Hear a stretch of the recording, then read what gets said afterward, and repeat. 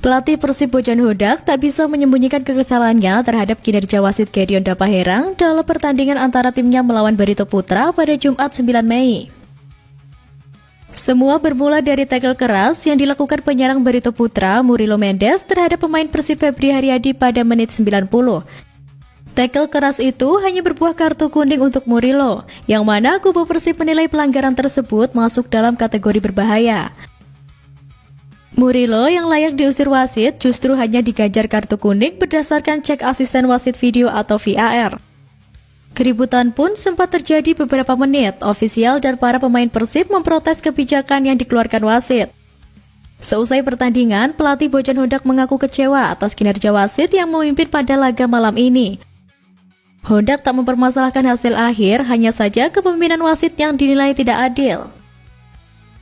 Dalam pertandingan ini, setidaknya kami layak mendapatkan 1 poin, tetapi kami hari ini tidak senang terhadap wasit, dan kami akan mengirim surat resmi kepada PSSI.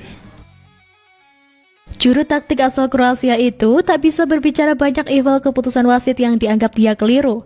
Seluruh kekecewaannya akan Hodak sampaikan dalam surat resmi yang dilayangkan ke Komite Wasit PSSI. Saya tidak mau banyak berkomentar soal wasit karena jika saya bicara soal itu, mereka bisa mendeda saya. Kami akan mengirim surat dan menunjukkan videonya dan kami tidak senang.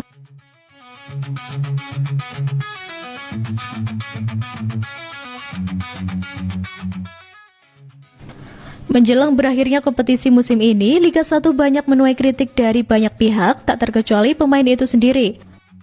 Sebelumnya, ramai diperbincangkan tentang kritik bek PSM Makassar, Yoran Fernandes yang mengkritik kualitas Liga. Ia juga menuding jika Liga 1 masih banyak mempraktikkan aksi suap dan korupsi. Atas aksi kritiknya tersebut, Yoran kini terancam sanksi berat dari Komdis PSSI. PSSI berkomitmen untuk membuat Liga 1 lebih baik lagi. Upaya-upaya untuk memberantas mafia dan suap juga gencar dilakukan dengan membentuk Satgas Anti Mafia Bola. Namun, meski sudah berusaha untuk memberantas aksi mafia bola, ternyata masih saja ada indikasi pengaturan skor di persepakbolaan Indonesia. Mungkin PSSI bisa mencontoh negara tetangga dalam hal ini. Langkah Vietnam dalam memberantas mafia judi sepak bola dan pengaturan skor tampaknya tak main-main. Tak seperti di Indonesia yang kebanyakan hanya dijatuhi sanksi, tak boleh berkecimpung di dunia sepak bola dalam kurun waktu tertentu. Para pelaku pengaturan skor yang tertangkap dan terbukti bersalah tanpa ampun lagi langsung dijebloskan oleh Pengadilan Negeri Paman Hoke dalam penjara. Yang terbaru, seperti mana menyandur laman soha.vn pada 9 Mei 2025, Pengadilan Rakyat Baria Provinsi Vung Tau menjatuhkan hukuman penjara kepada 6 mantan pemain yang mengatur jalannya pertandingan di sana. Bahkan jika ditotal, durasi hukuman yang dijatuhkan oleh pengadilan kepada 6 mantan pemain tersebut mencapai 38 tahun, yang mana dibagi secara variatif oleh keenamnya dengan rentang waktu mulai dari 3 tahun hingga 8 tahun penjara. Berdasarkan dakwaan saat bermain di divisi pertama dan Piala Nasional musim 2023-2024 untuk klub Baria Vung Tau, ke-6 mantan pemain tersebut terlibat dalam perjudian dan pengaturan pertandingan untuk memperoleh keuntungan ilegal. Meskipun terkesan sadis, namun langkah yang dilakukan oleh Vietnam ini sejatinya memang perlu untuk dilakukan. Pasalnya, untuk menciptakan sebuah sistem dan ekosistem persepakbolaan yang sehat dan sportif. Hal-hal seperti pengaturan skor ini dari dini memang harus sudah diberikan semacam shock terapi yang mencerahkan.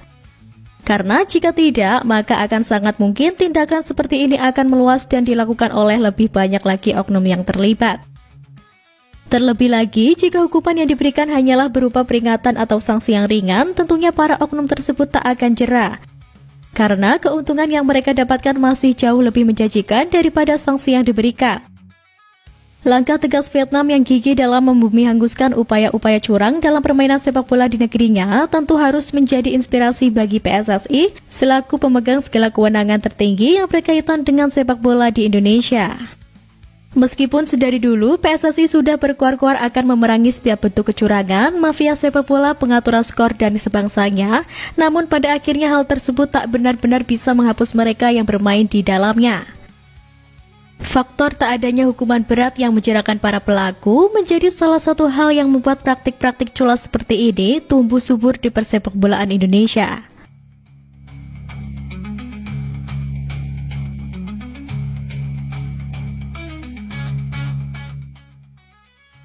Pertandingan pekan ke-32 Liga 1 antara Persib Bandung melawan Barito Putra yang digelar di Stadion Gelora Bandung Lautan Api pada Jumat 9 Mei 2025 menyisakan berbagai cerita.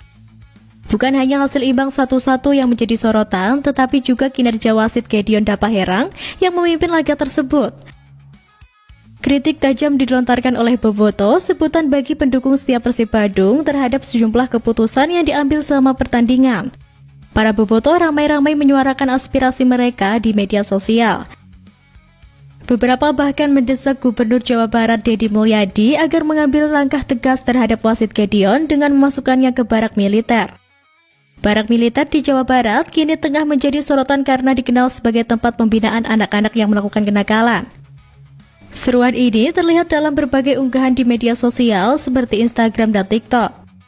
Di akun Instagram @videosports yang mengunggah detik-detik keputusan kontroversial wasit, salah satu komentar berbunyi, "Jelas ingin mencederai, cuma dikasih kuning. Waktu itu si Mix ikut jelas. Cek VAR kuning juga, ada dendam apa wasit Liga 1 sama Persib? Apa wasit ini harus dikirim ke barak militer juga kah?" Akun TikTok pun tak ketinggalan. Salah satu video yang diunggah akun @wildanhusnifauzi menyematkan caption, "Kang Deddy Mulyadi punten, wasit Nubeu kirim ke barak militer." Tak hanya dari Boboto, manajemen Persib Bandung juga mengungkapkan ketidakpuasan terhadap kinerja wasit Gedeon Dapaherang. Hendak menjelaskan bahwa keputusan wasit yang hanya memberikan kartu kuning kepada Murilo Mendes atas tackle keras dari belakang terhadap Febri Haryadi adalah keputusan yang sangat disayangkan. Menurutnya, tindakan tersebut seharusnya berbuah kartu merah.